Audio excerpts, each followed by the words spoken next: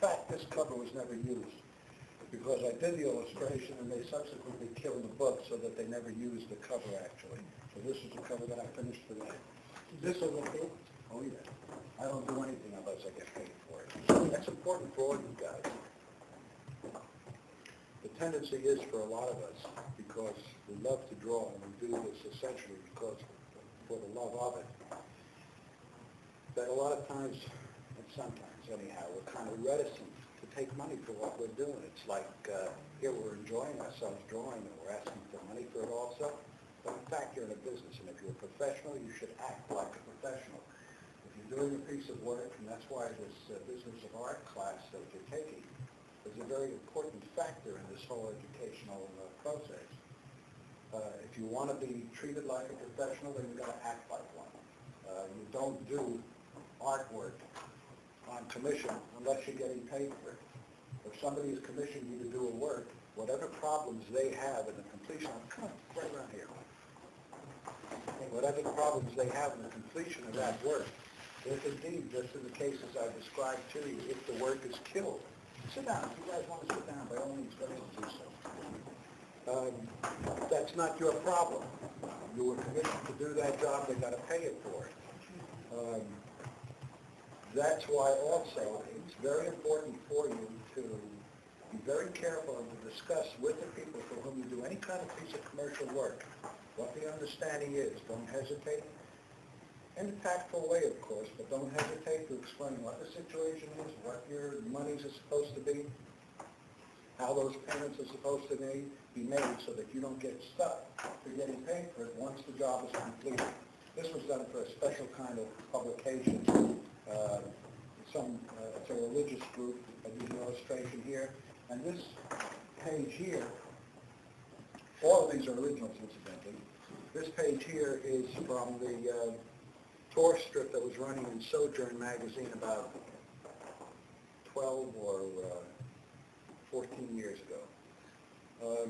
A lot of this stuff, a lot of the inside pages that you see, well, this page I lettered myself, this one here, of course, the Hawkman thing, the Hawkman page, and I think that's part of, that's the Superman thing, was lettered by Adam at the time that he was doing a lot of lettering for the Superman company. Again, all the things that we're doing here, all the things that are being taught at the school are taught on the basis of what we, me and the other instructors, feel you're going to need to be able to go out and make a living doing this stuff. Being able to handle every facet of the work, like writing and lettering and inking and penciling and layouts and coloring and everything else that pertains to this, makes you that much more valuable in any kind, much more valuable in any kind of a job that you take on. And so the more abilities you can compound, if you limit yourself, as has been described by some guys who have come here and wanted to apply to the school, all I want to do is inking, I want to be an inker, or I want to be a penciler, limits your capability of being able to make a livelihood over an extended period of time. The more specialized your work is, the more tentative it is, the more chances there are of your not being able to make a viable livelihood. It's also important to tell my third-year group now, coming through. Good, feel free. It's also important to understand and realize that going out and looking for work, the security that each artist is looking for can be found in your own hand and in your own head. Never depend on anybody for that feeling of sense of security. Signing a contract and working for one place is not indicative of any kind of insurance. That's not to say that the people that you're working for are baddies or that they're evil or that they're going to take advantage of you. They're looking out for themselves, however. They don't want to hurt you, but they are looking out for themselves. And it's your responsibility to look out for yourself. And your capability of doing that, of gaining an assurance so that you're going to be able to make a living, means that when you come out of this school, you should be figuring on working for more than just one place. And insurance ticket that you have means that you're not depending on any one person for your life. And the moment to look for that second job is when you have the first one, because then you're looking for the point of strength rather than from the point of weakness. You go looking for a job the first time around and you have nothing, then the guy who's looking to hire you may or may not feel that it's attractive or advantageous to hire you. However, if you have a job with DC, or if you have a job with a book publisher, or anything, anywhere, and you go up to Marvel, or you go up to any of the other publishers and say, look, I'm working regularly here. I would like very much to come up here, and I'd like to work that into my schedule. You then become a much more attractive commodity on that basis. You then are inquiring for that additional work from a point of strength rather than from a point of weakness, and you become much more attractive to that potential employer. That's a heavy consideration. The fact is that when you get out of here, you're going to have to juggle schedules. That's the way you gain some sense of insurance. I've been working over 50 years in this business, and I have never been unemployed for one day, including the 2 years I was in the Army. I was never unemployed for one day all the years I've been in this business, because I've applied myself just the way I'm telling you. I've made sure where if it got weak, a little bit weak in one area, there's another place that could take up the slack. If I'm working for 2 places or 3 places, if one goes down, or if I'm not busy enough in that one place, I can always take up the slack in the 1 or 2 other places. And that's the way you got to play it. That's the way you got to work it. So the heavy work, if you think that you've got a heavy job now in this first year of going through, speak to my friend Mark here, and he'll tell you how it works out in the 3rd year. It gets tougher and tougher, but it is still not as tough as it is outside. All this is just training and preparation for what goes on the outside. It's tough in here, but it's much, much tougher outside. That's the tough part. However, if you get out of here, and as has happened to the vast majority of the guys getting out of here, you get the kind of jobs that are available to you. You proceed the way guys like Steve was said, which then they will be coming down here to speak to you guys. He's now his own publisher. Guys like Kevin Eastman will be coming down to speak to a bunch of people. Guys like a whole bunch of people coming out specifically, incidentally, not only to see what's going on in the school, but to interview the 30 years to you. Those are the people who are coming out of the school. Those are the people who are closest to the jobs. Those are the people who they're most interested in employing as soon as they get out of here. And those guests who are coming in, who are coming closer towards the end of the year, closer towards graduation time than now, simply because at that time, the work that the 3rd year students are putting together are more current and more preparatory in showing what they're going to be doing when they get out of here. Those people are expecting, are looking for good work. I'm not only talking about comic books now, I'm talking about advertising, I'm talking about animation, anywhere that the form of life that we use is applied. There is a dire need. And testimony to that dire need is the kind of quality that you find in the preponderance of comic books that come out today. They're going to make you guys look terrific. Really terrific.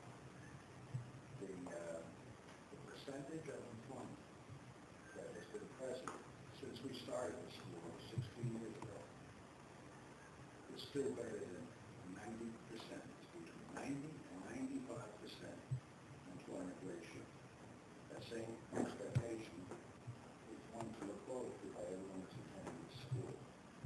The 3 years is really, as far as I'm concerned, is a must for anybody that's attending. The last people to be able to judge as to whether your stuff is good or not good, or if it's complying with required professional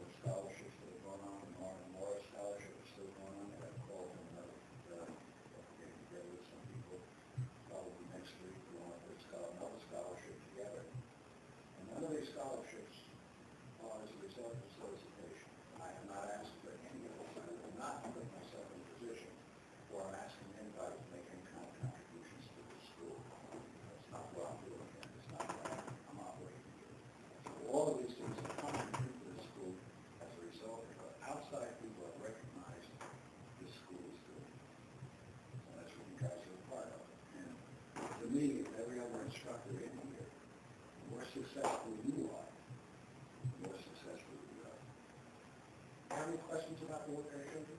Anything you'd like to ask about the business or the work? Or? Yeah, when you're putting in a glass, do you put them in first, or do you do your forms and then put them? That's a good question. We'll go on to the here. You have to have a clear indication where you want to put your blacks before you start. You don't make those decisions beforehand. I mean, afterwards, as you go along. Spotting your blacks are important both in terms of composition and setting the mood for the story that you're doing. So all of these things have to be taken into consideration. The difficulty in what we do is not just a matter of making a drawing. We're telling a story. We have to put the story together in a form of graphics so the drawings hold up by themselves. We have to do it in a dramatic form. We have to do it in an impactful form. We have to do it so that it's clearly followed by the people who read this stuff, who look at this stuff. In terms of the blacks, which add a look which can be even looked at as a color. Black is a color, and it is probably the most effective, the strongest color that you use if you can read it. The way I do it is, when I'm planning a panel, I don't necessarily, when I pencil it, I don't necessarily put the blacks in, but I do have a clear idea of how I'm going to set those blacks in. After I get the initial figures in the form of perhaps a linear illustration together, I might just smudge in or just use the side of the pencil to give me a suggestion as to how I want to build those blacks in that panel to create that composition. For instance, if I want something in the foreground,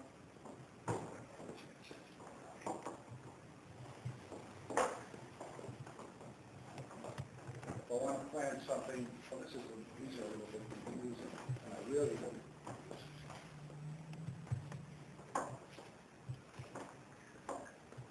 Look here. I wanted this Batman figure on the roof to come out. I wanted to really get that strong feeling of distance between what's happening here and what's happening down here. When I'm working on this stuff, I have an advantage because I can, when I was doing this, I could dictate to the colors exactly what I wanted, so that the colors was actually an extension of my own hand. So that if I felt that something would work better in color than doing it in black, I would hold back the black and tell the colors exactly how I wanted to present.